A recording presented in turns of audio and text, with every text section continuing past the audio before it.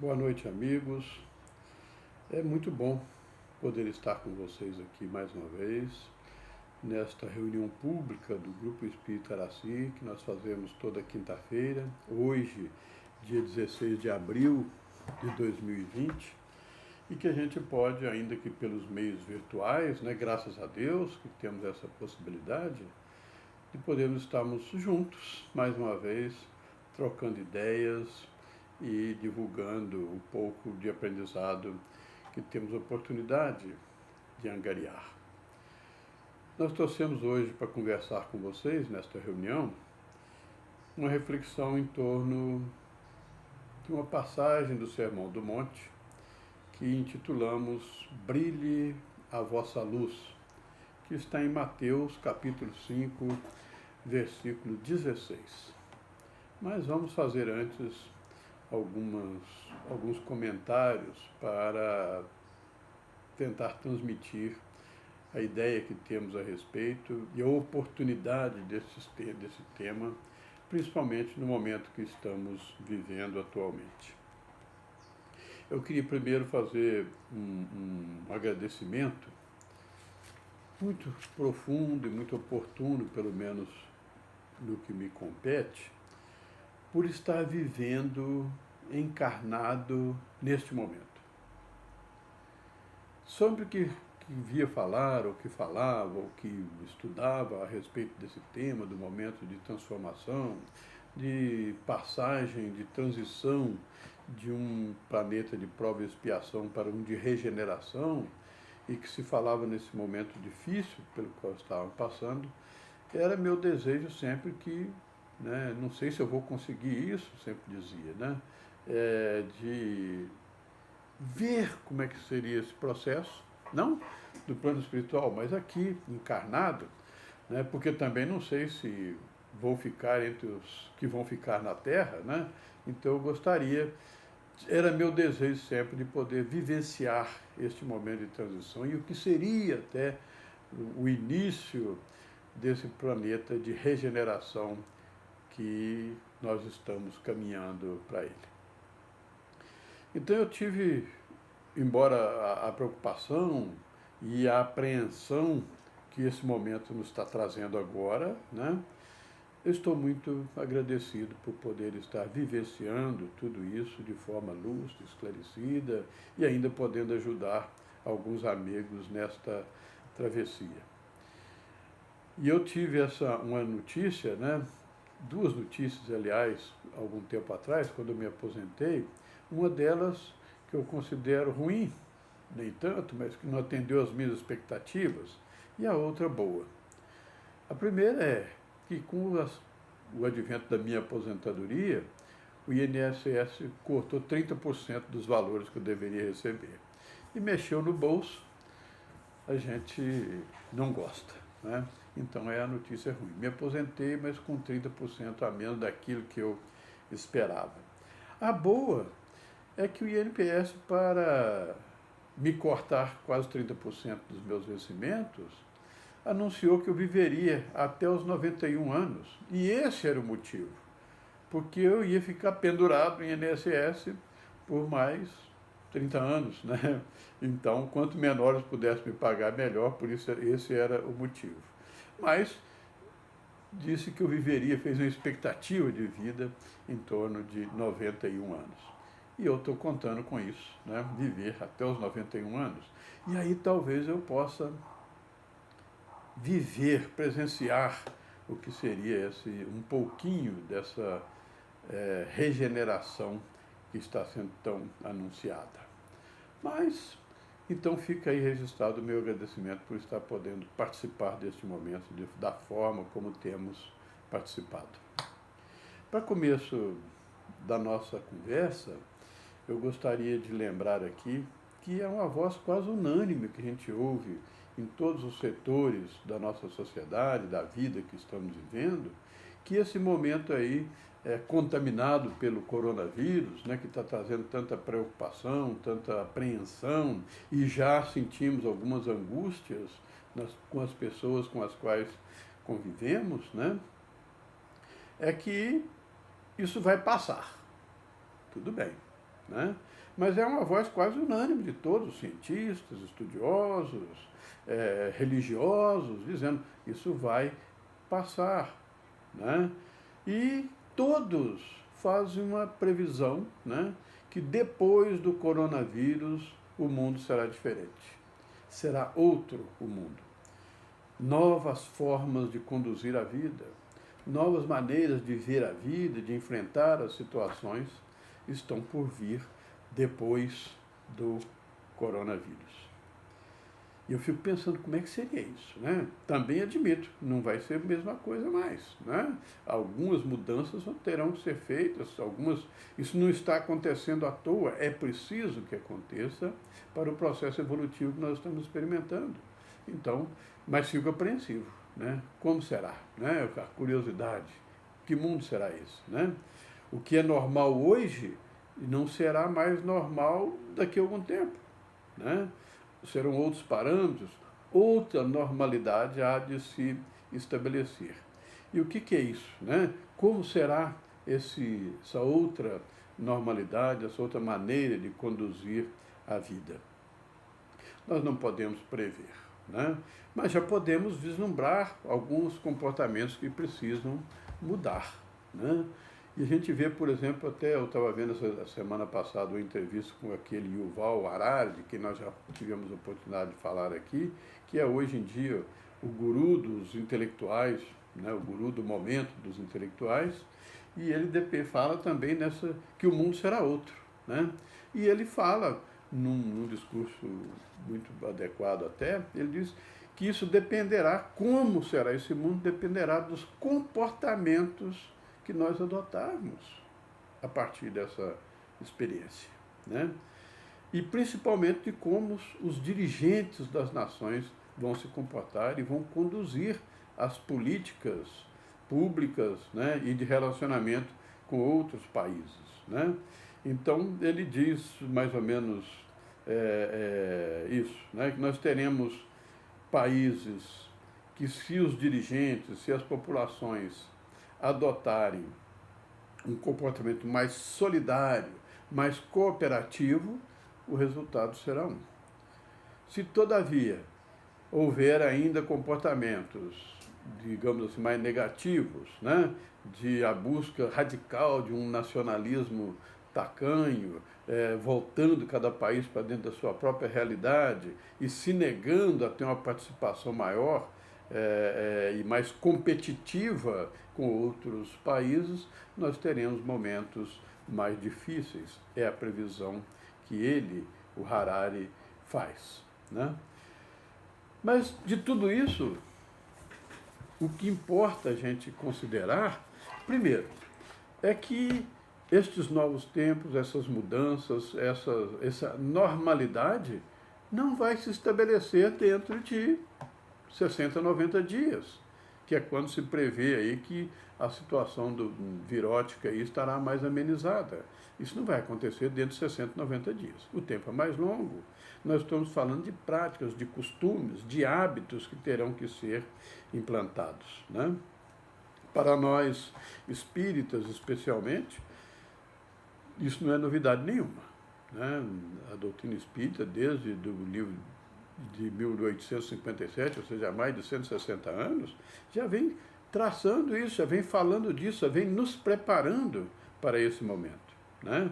Kardec mesmo diz que esse processo de desenvolvimento ocupariam 3 etapas distintas, né? Mas cada uma delas hoje se compreende mais ou menos de 70 anos cada uma, né?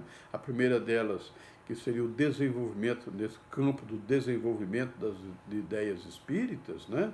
A primeira fase seria da curiosidade e do fenômeno. A segunda seria do raciocínio e da filosofia. E a terceira, que é a que nós entramos agora no final da década de 90, né?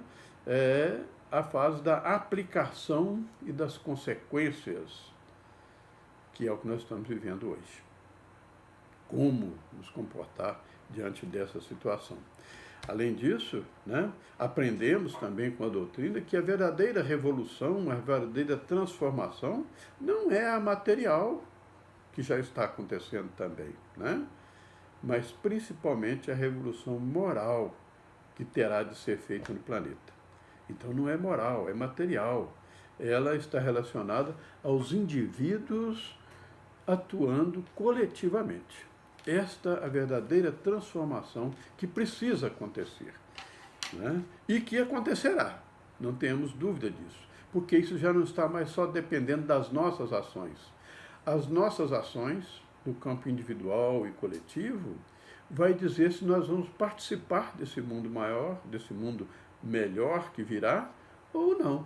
Se não tivermos condição moral, não poderemos ficar aqui, seremos trasladados para outros planetas com ainda mais condizível com a nossa mentalidade ainda atrasada. Se conseguirmos dar um passo à frente, aí sim estaremos nos beneficiando desta nova era, que é um planeta de regeneração que vai trazer já algumas mudanças positivas.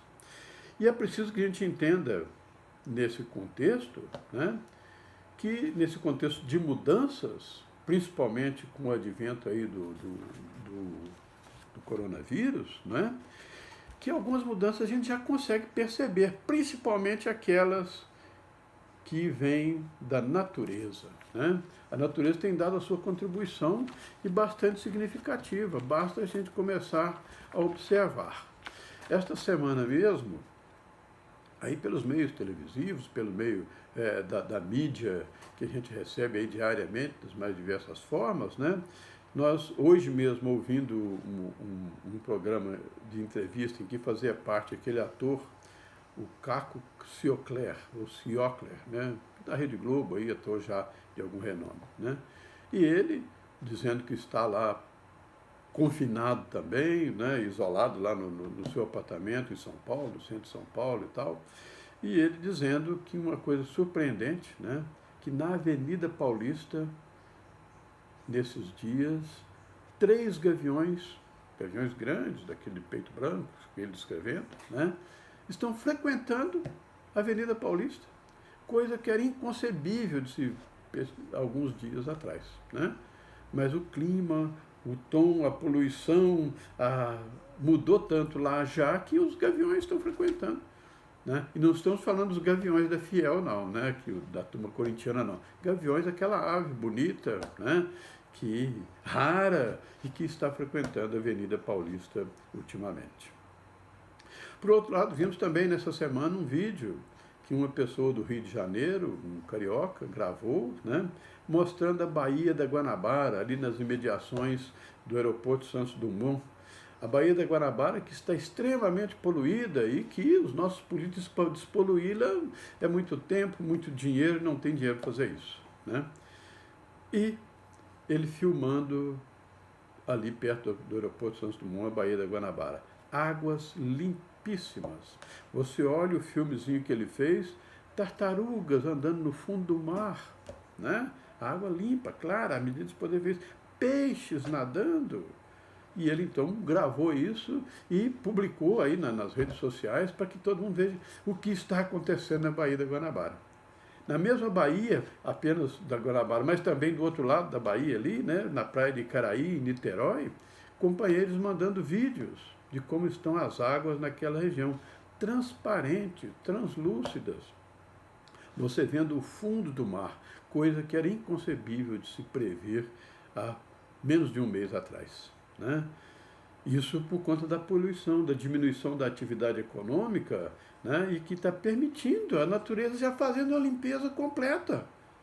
Vejam como a natureza reage bem, né?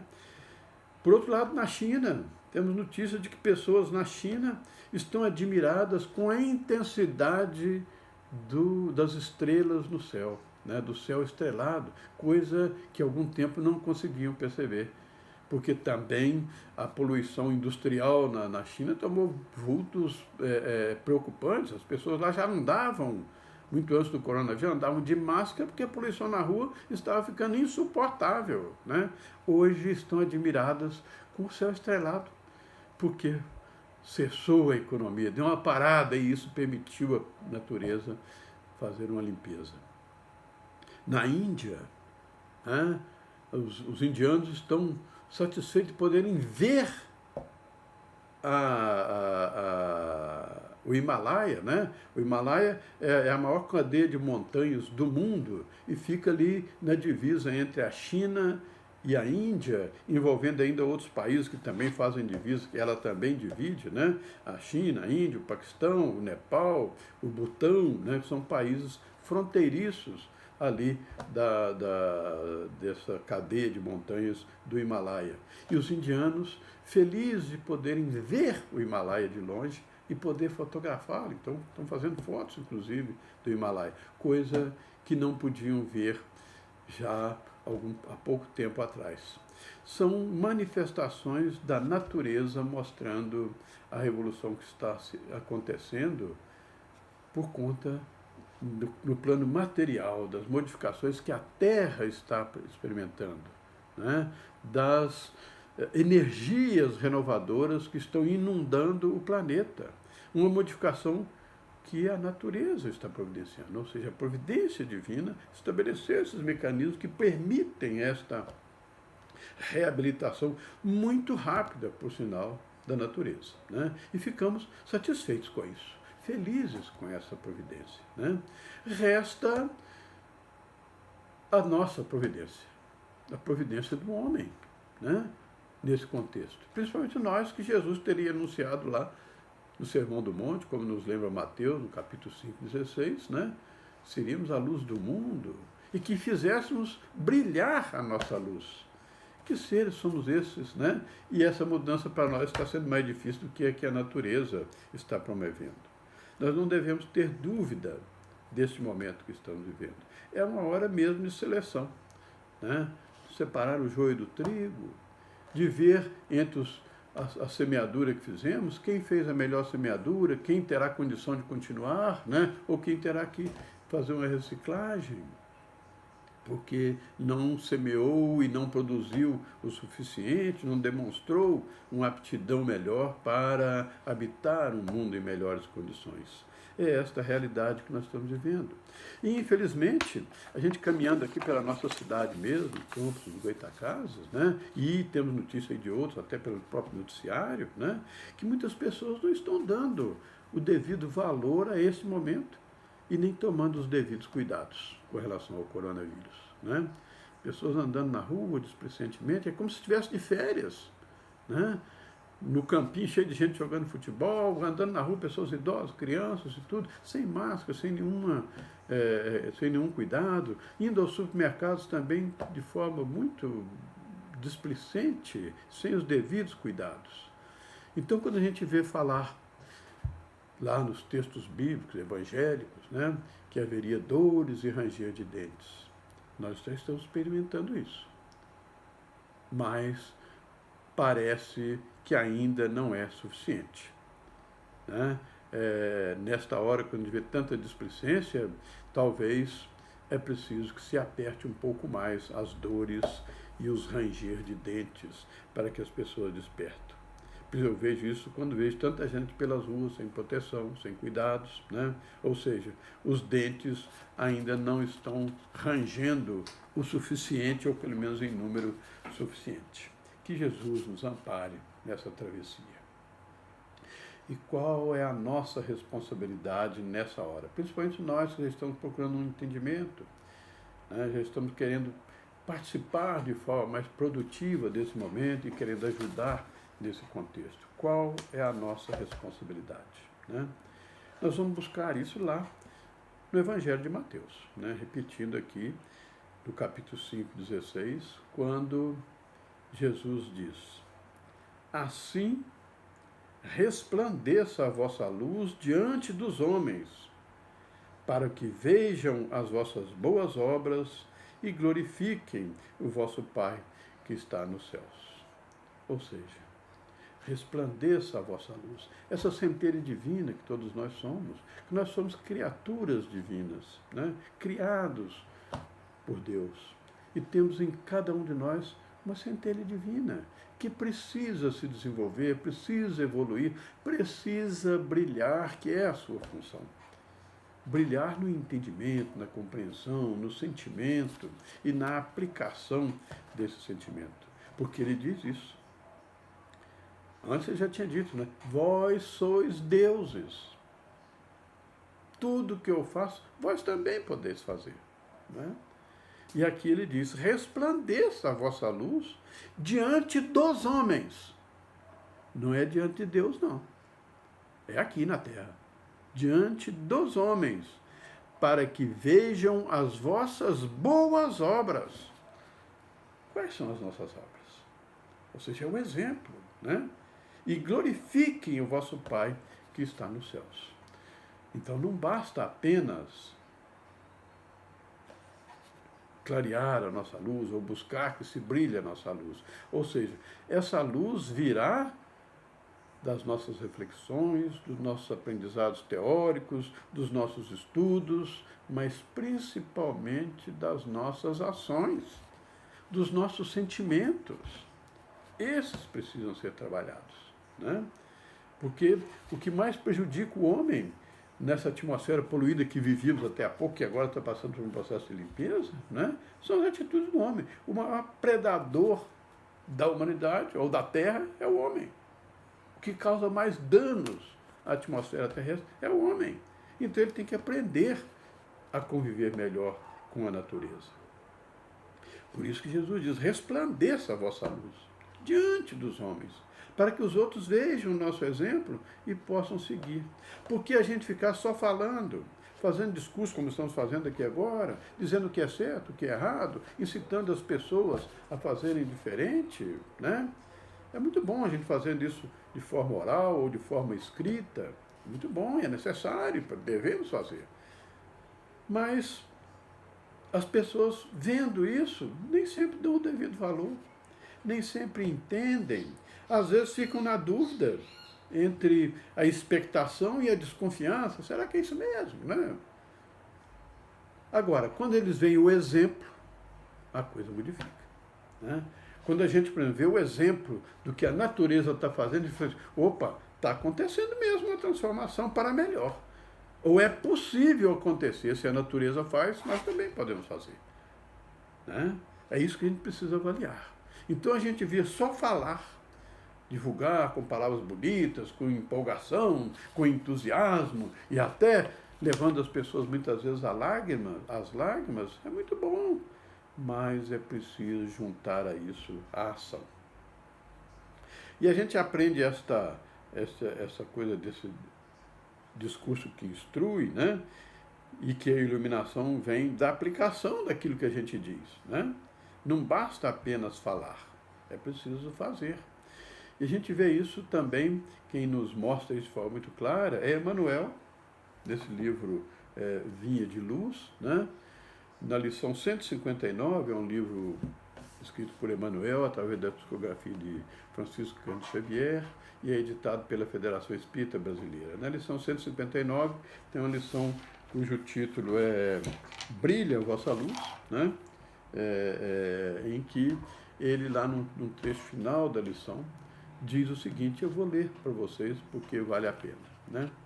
Ele diz, brilhe a luz do Evangelho em nossa boca e em nossa frase escrita, mas permaneçamos convencidos de que esses clarões não descortinam as nossas boas obras. Seremos invariavelmente recebidos no ouvido alheio e no alheio entendimento, entre a expectação e a desconfiança, porque somente em se fundindo pensamento, verbo e ação no ensinamento do Cristo Jesus, haverá em torno de nós glorificação construtiva ao nosso Pai que está nos céus. Deus nos criou a todos, simples e ignorantes, nos dotou de inteligência e quer o nosso progresso de acordo com suas leis. Por isso que Jesus, lá naquela citação em que nos lembra Mateus, né, ele diz, resplandeça a vossa luz diante dos homens, porque ele quer que convivamos uns com os outros. Né? Jesus nos disse isso, de outra forma. Né? Amar a Deus, resumiu todos os 10 mandamentos em 2. Amar a Deus sobre todas as coisas e ao próximo como a ti mesmo.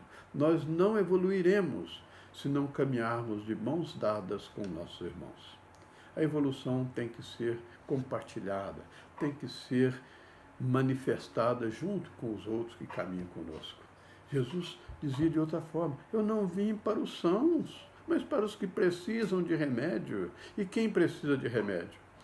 Todos nós que temos defeitos, estamos aqui ainda num processo de caminhada defeituosa, desequilibrada, cheio de vícios, cheio de comportamentos inadequados, alguns atingindo as margens da criminalidade mais aguda, mas todos filhos de Deus e todos devemos nos dar as mãos. Com mais tolerância, com mais capacidade de compreensão e disponibilidade para ensinar aqueles que estão caminhando mais lentamente, que estão mais retardados no caminho. Esta é a nossa função. Por isso, Jesus dizia: resplandeça a vossa luz diante dos homens, para que vejam as boas obras. E vendo as boas obras, mudem de atitude. E glorifiquem o Pai que está nos céus. E possamos levar glórias a Deus por tudo que temos conquistado caminhando juntos. Que Jesus nos abençoe e que possamos nos esforçar para corresponder às expectativas que o Pai maior colocou sobre os ombros de cada um de nós. Não sejamos pessimistas, não achemos que não mereçamos essa confiança, porque Ele depositou essa confiança em cada um de nós. Que Jesus nos abençoe e que possamos fazer bom proveito deste momento tão importante que estamos vivendo no nosso planeta. Uma boa noite a todos.